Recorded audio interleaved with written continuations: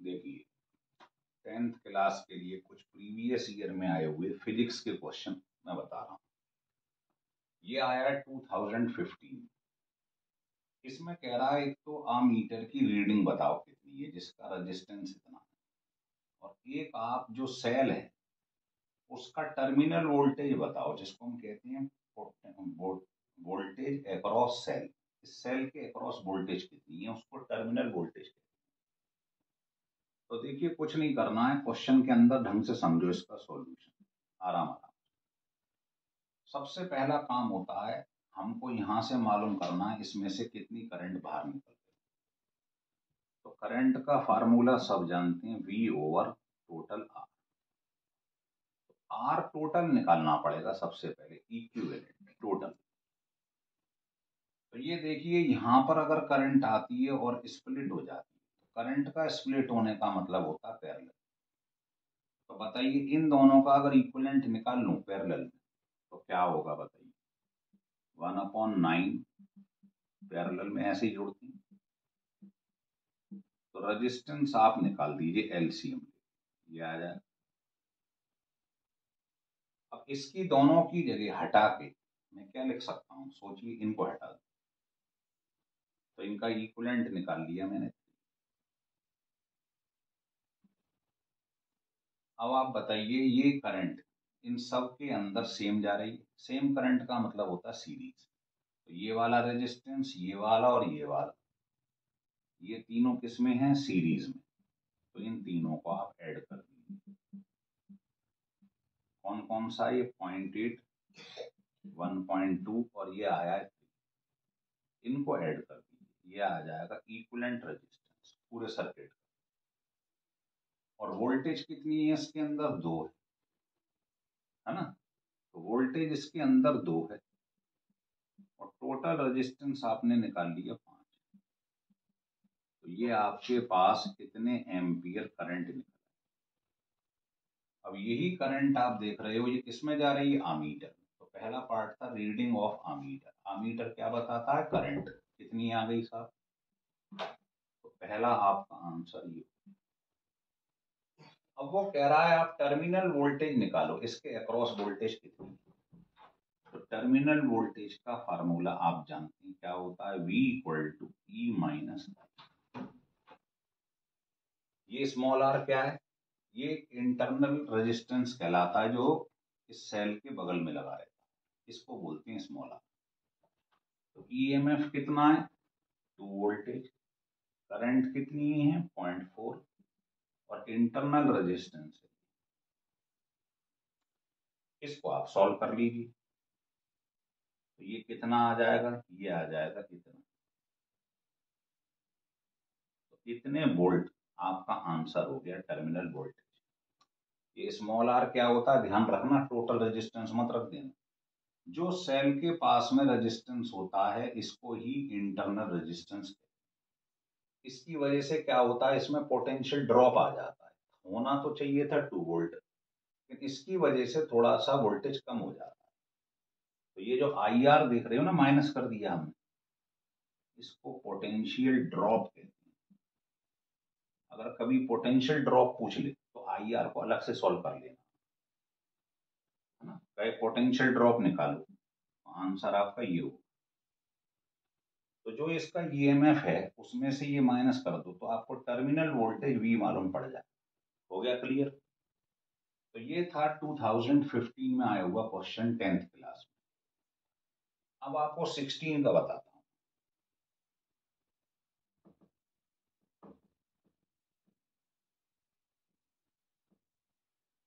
देखिए ऐसा है, मैं आपको बता दूं पहले कि आपको नाम तो मेरा मालूम ही है ना, विज सर। मैं 1987 से पढ़ा रहा हूं। तो शुरू के 22 ईयर मैंने फिजिक्स, केमिस्ट्री, मैथ तीनों पढ़ाई है ना। उसके बाद मैथ छोड़ दी, फिर केवल फिजिक्स और केमिस्ट्री चलती है। ये सॉरी, ये 14 ईयर। उसके बाद 22 ईयर, मतलब 14 से आगे 22 ईयर तक फिजिक्स केमिस्ट्री पढ़ाई। अब मैं केवल केमिस्ट्री पढ़ाता हूँ और और मुझे टोटल हो गए 35।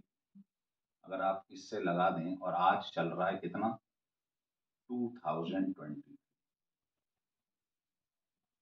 तो ये अपना कार्यकाल है। लेकिन बता दूं, मैं सिर्फ पढ़ाता हूँ 11th 12th मेडिकल और इंजीनियरिंग।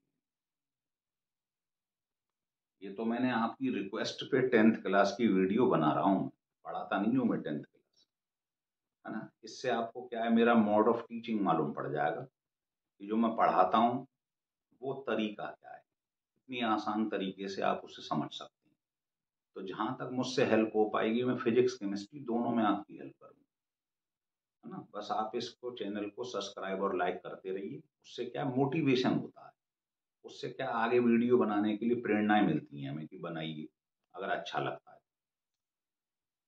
ठीक है ना। तो ये मैंने अपना थोड़ा सा आपको बता दिया है कि क्या इतिहास रहा है हमारा। अब मैं क्वेश्चन सॉल्व करता हूँ 2016, ये वाला। ये बिल्कुल वैसे ही क्वेश्चन है, शायद उससे आसान। इसमें क्या है, यहां से करंट चली आई, तो सबसे पहले करंट निकालना है। तो आपको मैंने बताया था करंट क्या होता है, total voltage upon total R. तो बताइए, यहां से जो करंट चली है वो तीनों रेजिस्टेंस, ये वाला ये वाला ये वाला, सेम जा रही है। तो सबसे पहले आप ये रेजिस्टेंस निकाल लो, सीरीज में है, करंट सेम रह रही है, सीरीज मतलब करंट सेम। तो तीनों रेजिस्टेंस को ऐड कर लीजिए। तो ये आपके पास क्या आ जाएगा, टोटल रेजिस्टेंस। यहां रख दो आप।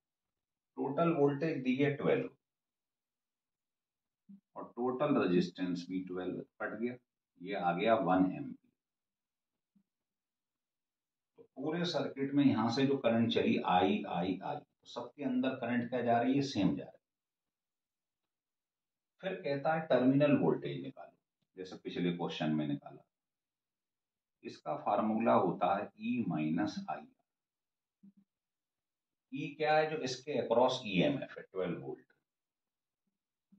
आई कितनी निकाली है, 1। और जो सेल के बगल में रेजिस्टेंस रहता है, इसको स्मॉल आर कहते हैं, इंटरनल रेजिस्टेंस। तो ये आपका आंसर है। तीसरे पार्ट में कहता है पोटेंशियल डिफरेंस निकालो इस 6 ओम के across. Potential difference across 6 ohm resistor. तो आप जानते हो पोटेंशियल डिफरेंस V क्या होता है, IR।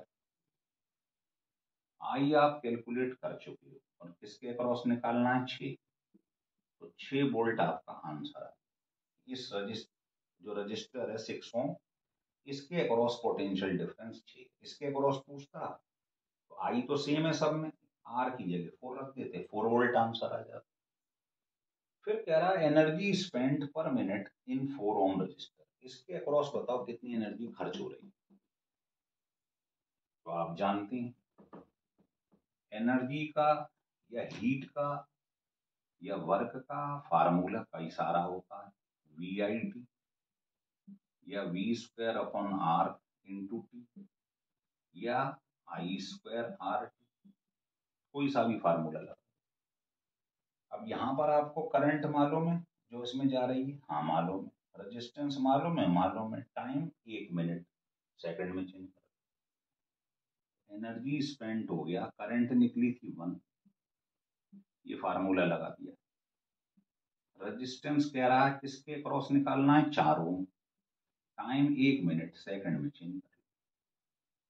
तो आपका आंसर जो है इतने जूल है।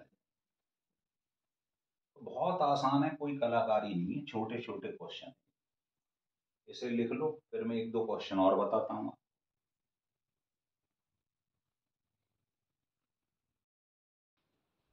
देखिए, अब 2016 का एक क्वेश्चन और। ये वोल्टेज, ये करंट, ये एंगल कुछ भी 30 समझ लो, ये 60 समझ लो। ये A है, ये वायर B है। तो कह रहा बताओ इन दोनों में रेजिस्टेंस किसका ज्यादा है। एक क्वेश्चन तो ऐसा बन सकता है, या ये पूछ ले ये दोनों हैं तो ये सीरीज है या ये पैरेलल है या वाइस वर्सा, तो कुछ नहीं करना है, इसको आपने एंगल थीटा मान लिया, लाइन खींच ली, बताओ, या इसको मान लो थीटा डैश, बताओ टेन थीटा क्या होता है, परपेंडिकुलर अपॉन बेस। तो इधर कौन सी चीज चेंज हो रही और इधर क्या चीज चेंज हो रही, तो टेन थीटा हो गया, ट्रायंगल से ले लो परपेंडिकुलर अपॉन बेस, तो परपेंडिकुलर में चीज ये चेंज हो रही है बेस में, और del V over del I सब जानते हैं रेजिस्टेंस होता है, इस टेन थीटा को हम स्लोप बोलते हैं,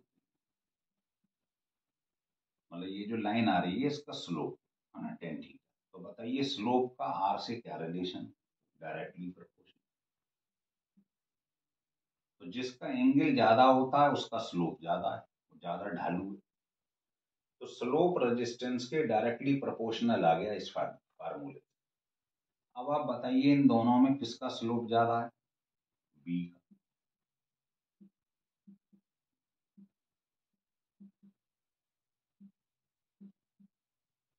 स्लोप मतलब टेन थीटा, तो एंगल किसका ज्यादा है, बी। अब जिसका स्लोप ज्यादा है उसका रेजिस्टेंस ज्यादा है, तो आप कहेंगे इस वायर का रेजिस्टेंस इससे ज्यादा है।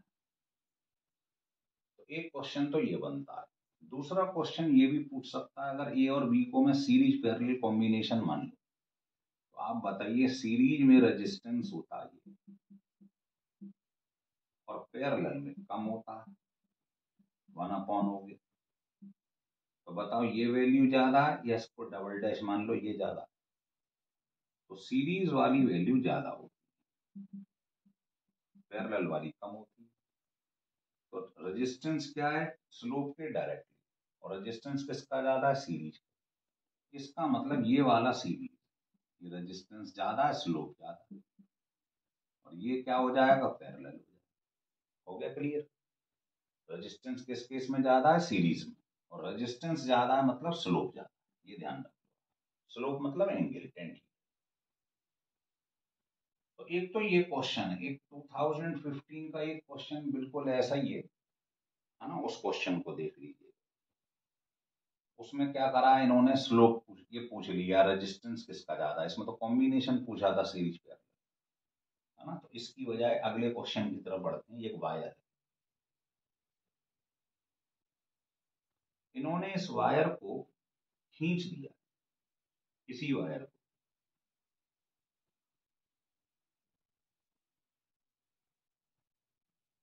तो कह रहा है इसका रेजिस्टेंस अगर आर है तो इसका बताइए रेजिस्टेंस क्या होगा, आर डैश मान, ये वायर की लेंथ एल है, area of cross section A, इसकी वायर की लेंथ इन्होंने क्या करा, एन टाइम्स खींच दी, स्ट्रेच कर दी, तो एरिया बदल जाएगा।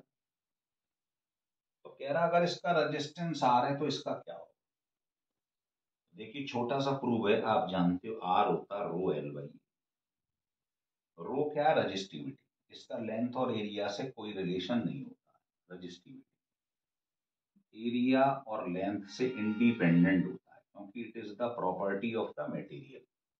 भाई कॉपर की वायर को अगर आप स्ट्रेच करोगे रहेगी तो कॉपर की, तो मटेरियल तो चेंज नहीं हो रहा है, तो रो चेंज नहीं होगा। तो पेपर में आपसे ऐसा करके आपका दिमाग घुमा सकता है कि मैंने वायर को खींच दिया है ना, तो आप ध्यान रखना लेंथ और एरिया चेंज होगा तो रो चेंज नहीं होगा, क्योंकि मटेरियल सेम है ना। तो ये फार्मूला होता है, रो मतलब रजिस्टिविटी। अब नए वाले का क्या हो जाएगा, आर डैश, तो रो तो सेम रहेगा, लेंथ और एरिया चेंज हो गई, खींच दिया इसे, दोनों को डिवाइड कर दो, तो जब आप दोनों को डिवाइड करेंगे तो ये कट जाएगा, क्या आ जाएगा, ये आ गया।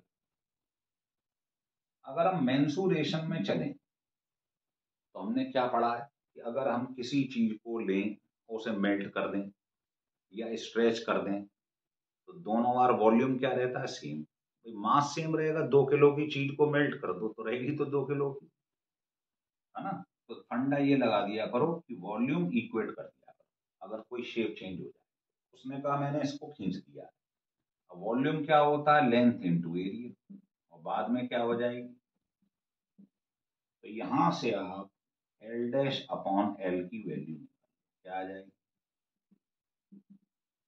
इसको यहां पुट कर दो, ए अपॉन ए डैश की जगह ये रख दो यहां,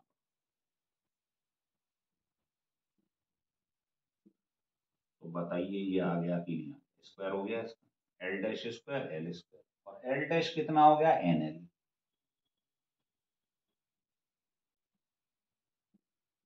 तो कट के क्या आ गया, एन स्क्वायर। तो आज के बाद याद रखना, जो भी स्ट्रेच वाला क्वेश्चन आ जाए तो वो पूछे पहले रेजिस्टेंस आर था, नया कितना हो जाएगा, आर उधर ले जाओ, तो वो हो जाएगा एन स्क्वायर, ये हो गया डेरिवेशन। अब जैसे मैं आपसे कहूं पहले रेजिस्टेंस 3 ओम था, मैंने वायर को स्ट्रेच कर दिया, तो जो नई लेंथ है वो हो गई 4 टाइम्स,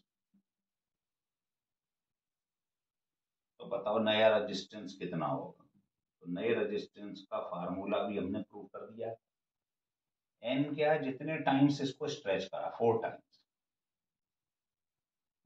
प्रीवियस रेजिस्टेंस कितना है 3, तो आपका आंसर नया रेजिस्टेंस ही आ जाए। हो रहा है क्लियर, लिख लो।